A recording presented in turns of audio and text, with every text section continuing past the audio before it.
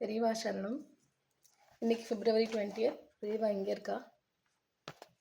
இன்னைக்கு நம்ம பார்க்க போகிற தலைப்பு பிரம்மம் ஒன்றே. பிரபஞ்சத்தில் ஆகாயம் எங்கு பார்த்தாலும் கட்டுப்படாமல் இருக்கிறது.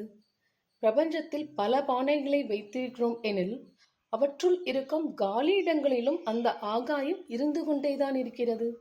ஒன்று எங்கும் பறந்து விரிந்த மகா ஆகாயம், மற்றது பானைக்குள் அதாவது கடத்துக்குள் உள்ள கட ஆகாயம் என்று நம் பார்வையில் வேண்டுமானால் பிரித்து சொல்லலாமே தவிர உண்மையில் இரண்டும் ஒன்றேதான். பானை என்னும் உருவத்தை உடைத்து போட்டுவிட்டால் நம் பார்வைக்கு கூட இரண்டும் ஒன்றாகவே ஆகிவிடுகிறது. அதுபோலவே பிரம்மம் என்னும் எல்லையற்ற சத்தியம் எப்போதுமே கட்டுப்படாத மோட்சமாக இருந்து கொண்டேதான் இருக்கிறது. பிரம்மத்தில் தனித்தனி பானைகளைப் போல் நாம் மாயா சக்தியால் தோன்றியிருக்கிறோம். ஆனாலும் நாம் பிரம்மமேதான்.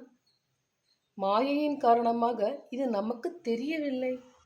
அதை உடைத்து விட்டால் நாமும் அகண்டமான பிரம்மமே என்ற அனுபவம் வந்துவிடும்.